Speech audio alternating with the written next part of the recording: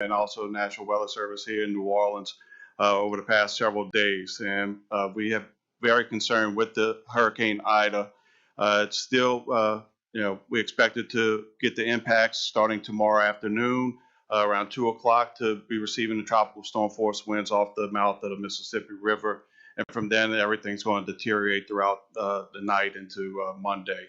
Landfall is expected to be, around the Homa, Dulac area on Sunday night around 7 o'clock. And we're on that bad side of the storm.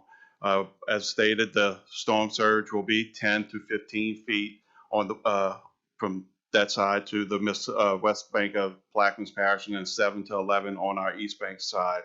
As Sheriff Turlidge stated, our levees from Alliance to the West Point Lahash area are running between 3 to 6 feet. We expect some severe overtopping, if not breaches, in that area, which will inundate Highway 23 from the northern end of the parish to southern end of the parish. Also, for the residents that stay in our Jessup Bend area, those levees are between 7 to 11 feet. So we issued the mandatory evacuation for that area yesterday once the storm surge was lifted.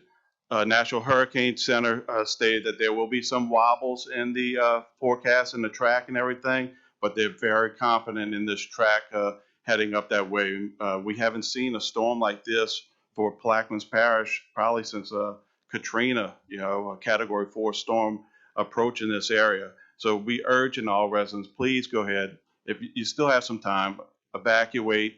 You're going to be without power for an extended period of time, and what that means after speaking with Entergy is, it could be up to 2-3 weeks or more before power is restored to our area. A Category 3 and 4 type of storm, it takes a while for that power restoration to happen. And it's not just power that's going to be affected. It's going to be our water, our sewage, cable, internet, phone lines and stuff. People depend on cell phones nowadays. Not all cell phones have cell phone towers have generators and all. So, means of communication and stuff is going to be might be very limited. So that's why we're urging people, please, listen to us. And, if you have the opportunity to get on out of here. Also, as we spoke about the evacuation of our residents, we transported 34 residents as well as 10 pets up to our point-to-point shelter in West Monroe. They left here a short time ago. And earlier this morning, the Riverbend Nursing Home has evacuated their residents as well to their point-to-point agreement. So, please, residents, listen to us, listen to your local news media, local meteorologists and stuff, and, get out of here if you can. Thank you. Thank you, Director Harvey. I forgot to mention also, we're joined today by our District Attorney, Charles Bailey. So I apologize, Charles. I'm going to ask my colleagues if they would have a statement or would they like to say something or update in this district. Yeah, thank you, President Lapine. I do have an update for the Belchase area along Woodland Highway. Belchase pump number 2 is at 33% capacity. We have 3 pumps there, 2 are down.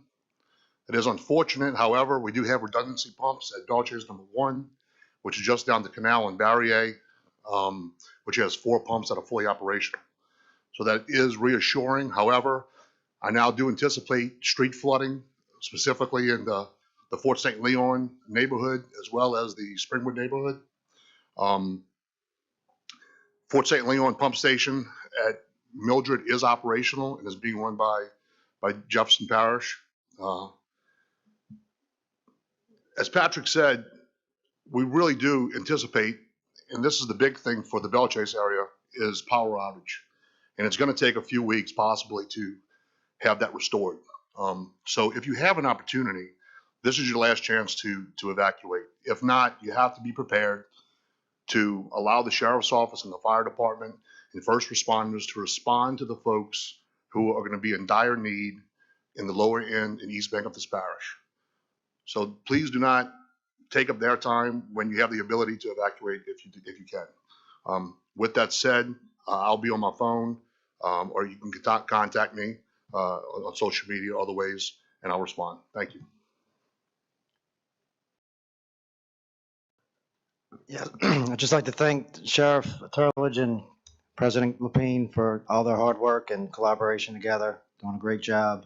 Bill pretty much carried everything I was going to say, but just like to add that the barrier canal has been pumped down, and there are machines on site to remove the lilies ongoing as we go. And just again to stress what Councilmember Black stated, that there's still time to get out, and if not, be prepared to be without power for an extended period of time. And as of right now, you still have time riding through District 3. There's still several houses that have a lot of items in the yard that could be potential projectiles. If you could please go out and remove those. If you need any help, please contact me on my cell, and I'll be more than happy to help. Thank you.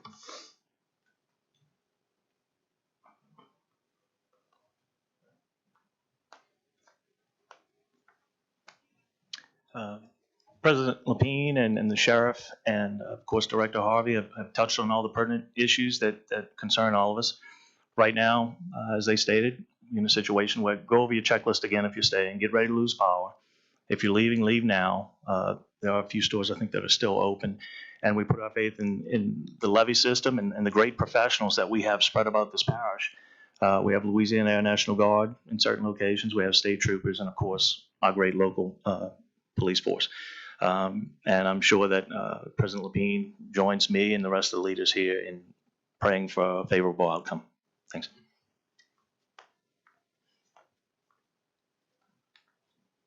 I'd like to thank President Lapine and Sheriff Turlidge for all their hard work.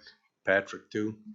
I just came from Venice. We just closed Tidewater Road, putting sandbags across. We closed Triumph opening.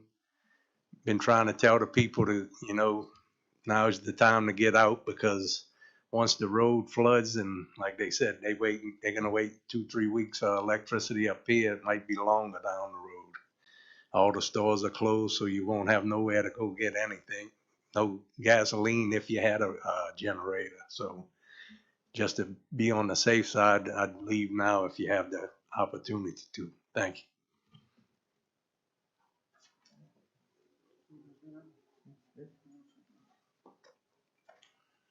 Hi, I'm Benny Rousseau. I represent District 5.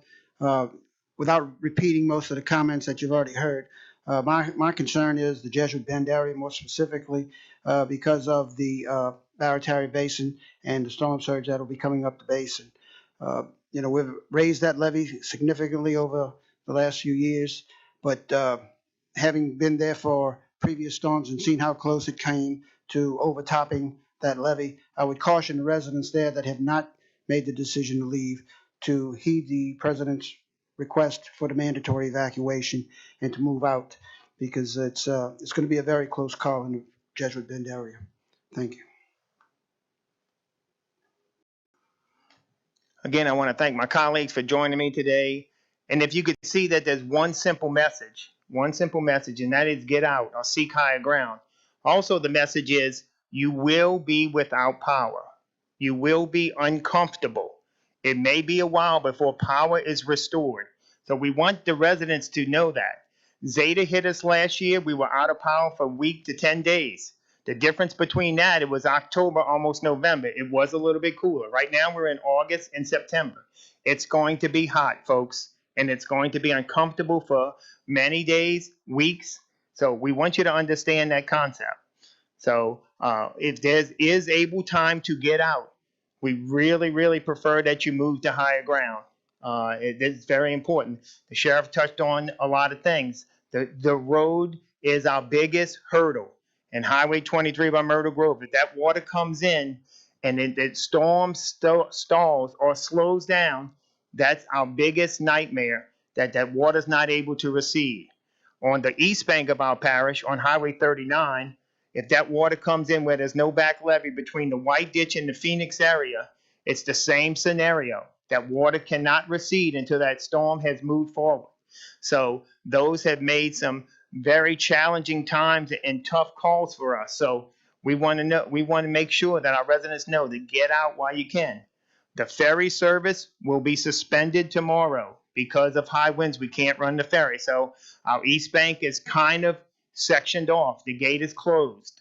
So we want to know, we'll let our East Bank residents know that we'll get there. We have some emergency personnel on that side, but again, it's going to be some challenging times. Our fellas, our friends down the road, as we say, are going to be locked away if we can't keep that water off the road. So there's going to be some tough times in Plaquemines Parish, but we're prepared. I have a great group of guys that I work with.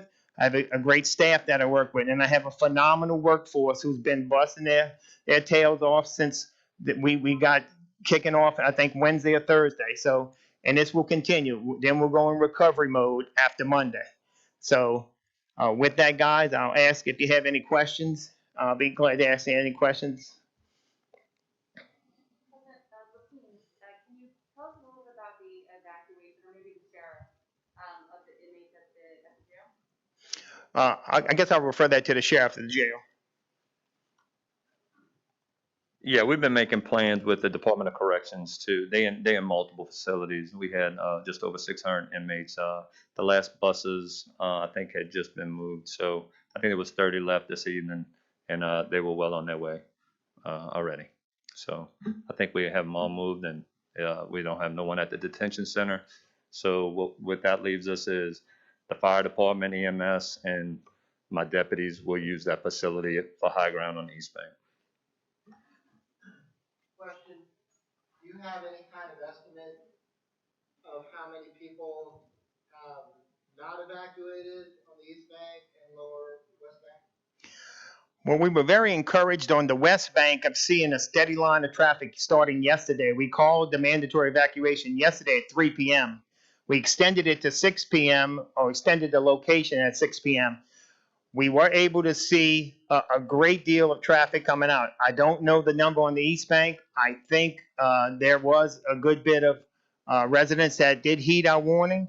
I don't really have a number that can pinpoint to say how many are still there. But from the likes or from the calls that I'm receiving from the residents over there, that a good deal of people have gotten out. So most of you did I would say most. I would say, yeah. I would say minimal people left. Any other questions? Well, thank you guys for coming. We appreciate you. And we want you to stay safe in Plaquemines. And again, if you stay, now's the time to hunker down, as we say, because pretty soon, tomorrow, we'll see it deteriorating very fast. So we encourage you to get out, but those who stay, hunker down. Thank you, guys.